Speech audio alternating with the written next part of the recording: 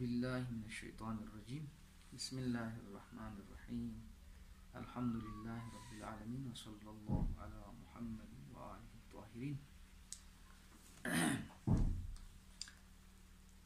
ہم ابتدا کریں گے سورہ حمد کے ترجمے سے۔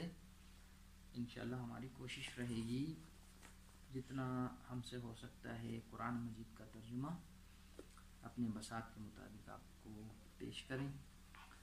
تو آج ابتدا کرتے ہیں انشاءاللہ، اللہ ہمیں توفیق دے اختتام تک پہنچانے کی۔ اعوذ باللہ من الشیطان الرجیم بسم اللہ الرحمن الرحیم۔ الحمد للہ رب العالمین الرحمن الرحیم مالک یوم الدین ایاک نعبد وإياك نستعين اهدنا الصراط المستقيم صراط الذين أنعمت عليهم غير المغضوب عليهم ولا الضالين۔ پہلی بات یہ کہ سورہ حمد کے ابتدا میں جو بسم اللہ ہے، بسم اللہ الرحمن الرحیم، یہ بسم اللہ جزء سورہ ہے، جزء سورہ۔ خاص کر اس بات کا اجماع ہے اہل بیت علیہ السلام کا، اس بات پر اجماع ہے کہ بسم اللہ سورہ براءت کے علاوہ، سورہ براءت جس کو ہم سورہ توبہ کی کہتے ہیں، قرآن میں ہے سورہ توبہ، اس کے علاوہ باقی تمام سوروں میں بسم اللہ جو ہے سورہ کا جز ہے۔ جز سے مراد یعنی سورہ کو جب ہم ابتدا کرتے ہیں تو بسم اللہ کو بھی اس میں شامل کر کے سورہ کو پڑھنا ہے۔ اسی طرح مثال اگر ہم نماز پڑھتے ہیں تو نماز میں پہلی اور دوسری رکعت میں الحمد پڑھی جاتی ہے اور اس کے ساتھ ایک سورہ پڑھا جاتا ہے، تو الحمد کے ساتھ بھی بسم اللہ پڑھنا ضروری ہے، اور جو سورہ پڑھتے ہیں اس کے ساتھ بھی بسم اللہ پڑھنا ضروری ہے۔ اور بسم اللہ کی بہت اہمیت ہے۔ اکثر ہم سبق پڑھتے ہیں یا قرآن مجید پڑھتے ہیں یا کوئی بھی کام کرتے ہیں تو بسم اللہ تو ہم کرتے ہیں، کیونکہ بینوان مسلمان ہم بسم اللہ پڑھتے ہیں لیکن اہمیت نہیں دیتے۔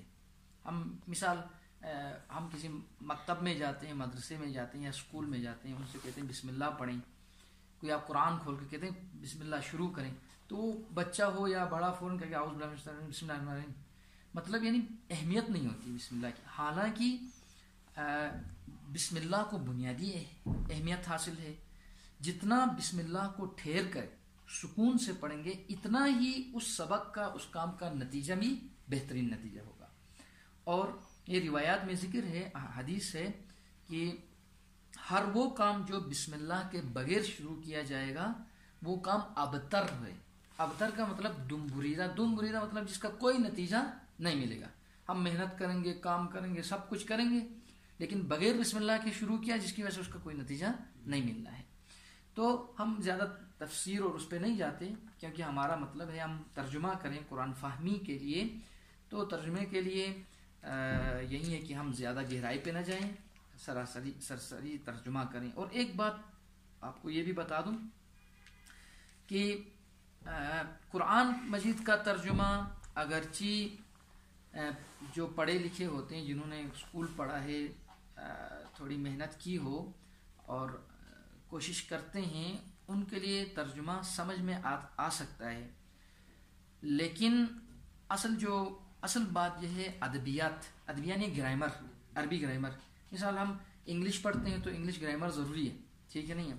اسی طرح اگر ہم کوئی اور زبان پہ عبور حاصل کرنا چاہتے ہیں تو اس کی گرامر پہ عبور حاصل کرنا ضروری ہے، لیکن بہت سارے لوگ مثلا انگلش گرامر نہیں پڑھتے، پھر بھی ان کو انگلش آتی ہے، سمجھ بھی آتی ہے۔ اس طرح اردو گرامر نہیں پڑھی ہے بہت ساروں نے، ٹھیک ہے، لیکن اردو بول سکتے ہیں، پڑھ سکتے ہیں۔ تو اسی طرح عربی بھی اس کی اپنی ایک گرامر ہے، لیکن عربی کی گرامر دنیا کی تمام زبانوں سے گہری ترین گرامر ہے، اور اس کی ادبیات کوئی آسانی سے انسان پورا مکمل نہیں کر سکتا، بہت گہری ادبیات ہے۔ تو ادبیات سے اگر انسان یعنی گرامر سے عربی واقف ہو جائے تو پھر تو قرآن کو بہت اچھی طرح سمجھ سکتا ہے، لیکن گرامر نہیں پڑھا ہو تب بھی ترجمہ کسی حد تک اپنے ذہن میں بٹھا سکتا ہے۔ تو اس حساب سے ہم بسم اللہ کرتے ہیں ترجمہ کا، کہ بغیر گرامر کے بھی ہم ترجمہ سمجھ سکتے ہیں۔ اس حساب سے ہم آپ کو گرامر ضرورت پڑی تو گرامر آپ کو بتائیں گے، لیکن زیادہ تر کوشش یہ ہوگی کہ لفظی ترجمہ ہوگا اور مفہوم آپ کو بتایا جائے گا، اس حساب سے ہم ترجمے کی ابتدا کرتے ہیں۔ سب سے پہلی بات بسم اللہ الرحمن الرحیم، اس کا ترجمہ اکثر سب کو پتہ ہے، بسم اللہ الرحمن الرحیم یعنی ابتدا کرتا ہوں۔ لفظ جو بی ہے، حرف بی، با کے نیچے زیر، اس بی کے بہت معنی ہیں، بہت گہرے معنی ہیں۔ بِاسْمِ اصل میں ہے بی اسمی، اسم یعنی نام سے، اللہ اللہ کے نام سے۔ ویسے اردو میں بھی بولا جاتا ہے نا، آپ کا اسم شریف کیا ہے؟ اسم کا مطلب کیا ہے؟ نام۔ یہاں پہ بی اسم، نام سے، کس کے نام سے؟ اللہ کے نام سے۔ بسم اللہ اصل تھا، پھر ملتے ہیں تو کیا بنتا ہے؟ بسم اللہ۔ بسم اللہ الرحمن الرحیم، میں شروع کرتا ہوں اللہ کے نام سے۔ پھر یہ جو رحمان ہے اور رحیم، یہ رحمان رحیم اللہ کی کیا ہیں؟ صفات بیان ہوئی ہیں اسی بسم اللہ کے اندر، یہ صفتیں ہیں، یعنی وہ اللہ، میں اس اللہ کے نام سے شروع کرتا ہوں جو کیا ہے؟ رحمان ہے اور رحیم ہے۔ رحمان رحمت عام، رحمان یعنی اللہ کی وہ رحمت جس میں مسلمان بھی شامل ہیں، غیر مسلم بھی، تمام انسانوں کے لیے رحمان ہے اللہ، رحیم ہے، رحم کرنے والے ہیں، اس کا مطلب ہے رحمان۔ اور پھر رحیم بھی اللہ نے ذکر فرمایا، وہ اللہ جو رحمان بھی ہے اور رحیم۔ رحیم کا مطلب وہ اللہ جس کی رحمت ایک خاص رحمت ہے، جو خاص لوگوں کے لیے، وہ کن کے لیے ہے؟ مسلمانوں کے لیے، مومنین کے لیے۔ مطلب یہ ہوا ہم یہ یہاں سے مفہوم لے سکتے ہیں کہ اللہ تبارک و تعالی رحمان ہے اور رحیم ہے۔ رحمان اس لحاظ سے ہیں کہ دنیا میں جتنے بھی لوگ ہیں، اللہ کی جتنی مخلوقات ہیں یا انسان ہیں، چاہے وہ کافر ہو یا مسلم ہو یا غیر مسلم، سب کے لیے اللہ کی نعمتیں ہیں۔ اب دیکھو اس وقت دنیا میں غیر مسلم بھی نعمتوں سے فائدہ اٹھا رہے ہیں، مسلمان بھی فائدہ اٹھا رہے ہیں، ٹھیک ہے، عیسائی ہو، یہودی ہو، کوئی بھی ہو، ہر مذہب والا اللہ کی نعمتوں سے مستفید ہو رہا ہے۔ تو اس کا مطلب یہ ہو گیا اللہ کیا ہے؟ رحمان ہے، سب کے لیے نعمتیں ہیں، سب کے لیے۔ اور رحیم جب قیامت کا وقت ہوگا یا دنیا میں بھی اللہ کی جو خاص نظر ہوگی، خاص رحمت ہوگی، وہ سب کے لیے پھر نہیں ہوگی، بلکہ اپنے خاص بندوں کے لیے، مومنین کے لیے، مسلمانوں کے لیے، ٹھیک ہے، ان کے لیے نظر رحمت ہوگی اللہ کی۔ اس حساب سے اللہ رحیم ہے، یا قیامت کے دن مسلمانوں کے لیے خاص نظر رحمت ہوگی اللہ کی، تو اس حساب سے اللہ کیا ہے؟ رحیم ہے، خاص بندوں کے لیے، یعنی مسلمانوں کے لیے یا مومنوں کے لیے۔ لہذا ترجمہ اس طرح ہوگا، بسم اللہ، میں کیا کرتا ہوں؟ شروع کرتا ہوں اللہ کے نام سے، الرحمن جو کہ بڑا مہربان ہے، الرحیم اور رحم کرنے والا ہے، رحمان ہے اور رحیم ہے۔ اچھا ابھی ترجمہ کرتے ہیں، پھر کہیں ضرورت پڑی تو اس کی دوبارہ تشریح کی طرف آ جاتے ہیں۔ پھر اب آگے دیکھیں الحمد، یہ نماز میں خاص کر احتیاط کرنی ہے۔ یہاں کچھ لوگ ہم بسا اوقات جلد بازی میں کیا پڑھتے ہیں؟ الحمد اگر پڑھیں گے تو معنی غلط ہو جاتے ہیں۔ الحمد ہو گیا تو اس کا معنی ہو گیا الحمد، سوال ہوگا کیا تعریفیں اللہ کے لیے، ٹھیک ہے، اور کتنا فرق ہے؟ تمام تعریفیں الحمد اگر ہم پڑھیں گے تو تمام تعریفیں اللہ کے لیے، یعنی ہر تعریف اللہ کے لیے، جو بھی تعریف کی جائے در حقیقت اس تعریف کے لائق کون ہے؟ اللہ ہے۔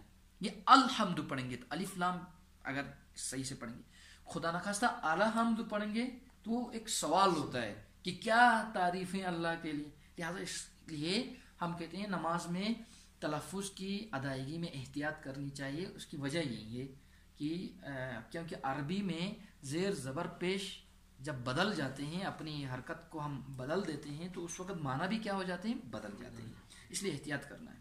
تو یہاں جزم ہے، ہم نے جزم کے ساتھ پڑھنا ہے، تو کیسے پڑھیں گے؟ الحمد۔ اگر الحمد پڑھیں گے تو ترجمہ یہ ہوگا ثناء کامل، یعنی تمام تعریف، ہر قسم کی تعریف للہ، اللہ کے لیے، اللہ ہی قابل کیا ہیں؟ تعریف ہیں۔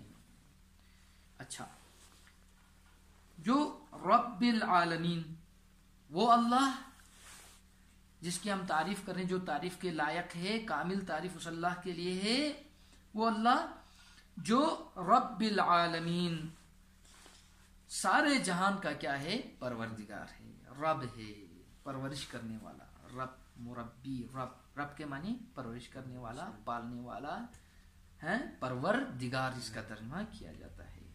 تو تمام تعریفیں اس اللہ کے لیے ہیں جو سارے جہان کا پروردگار ہے۔ اچھا، پھر دوبارہ الرحمن الرحیم، اس کا ترجمہ آپ کو کیا، بسم اللہ میں ہی بتا دیا، الرحمن الرحیم، اور وہ اللہ جو رحمان ہے اور رحیم ہے، مہربان ہے اور رحم کرنے والا ہے۔ پھر اس اللہ کی ہی تعریف ہو رہی ہے، اسی کی صفت بیان ہو رہی ہے، مالکی یوم الدین، مالک ہے، مالکی معنی مالک ہے، ٹھیک ہے، یوم الدین جزا کے دن کا، جزا کا دن یعنی قیامت کے دن کا، قیامت کا دن کا مالک ہے۔ اچھا، پوری جہان کا پروردگار بھی اللہ ہے، اور اس جہان کے بعد جو دوسری جہان ہوگی جس کو ہم کیا کہتے ہیں؟ قیامت کہتے ہیں، اس کا مالک بھی کیا ہے؟ اللہ ہے۔ کیونکہ یہ ساری صفات اللہ میں ہیں، اس لیے لائق کیا ہے؟ تعریف ہے، تمام تعریفیں اسی اللہ کی ہونی چاہیے۔ تو قیامت کے دن کا کیا ہے؟ مالک ہے۔ پھر فرماتے ہیں ایاک نعبد و ایاک نستعین، ہم ایاک عربی میں آتا ہے صرف اور صرف، اس کو کہتے ہیں حصر، عربی میں کہتے ہیں حصر، حصر یعنی اس کے علاوہ اور کچھ نہیں ہے، ایاک صرف اور صرف تجھ سے، تیری ہی، ایاک صرف اور صرف تیری، نعبد ہم کیا کرتے ہیں؟ عبادت کرتے ہیں، صرف اور صرف تیری عبادت کرتے ہیں، و ایاک نستعین، اور صرف تجھ سے ہی مدد مانگتے ہیں، مدد مانگتے ہیں، تیری عبادت کرتے ہیں اور تجھ سے ہی مدد مانگتے ہیں۔ یعنی کیا؟ اللہ کے سوا کوئی عبادت کے لائق نہیں ہے، اور اللہ کے علاوہ کوئی بھی مستقیماً، یہ میرا جملہ لفظ ذہن میں رکھیں، مدد مانگنے کے لائق بھی نہیں ہے۔ مطلب کیا؟ کہ اللہ کے مقابلے میں لا کے کسی سے مدد ہم نہیں مانگ سکتے۔ ہاں، اللہ کے لیے وسیلے کے طور پر، اللہ تک رسائی کے طور پر، ٹھیک ہے، یا دوسرے امور میں ہم مدد مانگتے ہیں، تو اس وقت یہ نہیں کہتے ہیں کہ سب کچھ اس کے ہاتھ میں ہے، ہم یہ کہتے ہیں کہ اللہ نے اس کو یہ طاقت دی ہے، اللہ نے اس کو یہ توفیق دی ہے، یہ ہماری مدد کر سکتا ہے۔